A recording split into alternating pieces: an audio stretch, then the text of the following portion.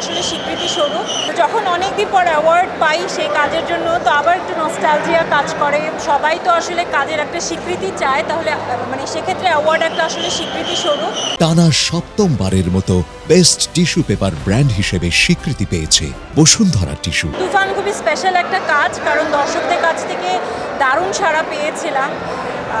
তো যখন অনেকদিন পর অ্যাওয়ার্ড পাই সেই কাজের জন্য, তো আবার একটু নস্টালজিয়া কাজ করে, পুরনো মানুষদের কথা মনে পড়ে, শুটিংয়ের স্মৃতিগুলো মনে পড়ে। তো ওভারঅল ভালো, অনেক নেয়ার অনুভূতিটা তো আরও বেশি ভালো লাগছে। জি, আমি একটা ওটিটির কাজ করেছি, আশা করছি এই কোরবানি ঈদের রিলিজ পাবে, তো সেটার অপেক্ষায় আছে, আশা করি ভালো হবে।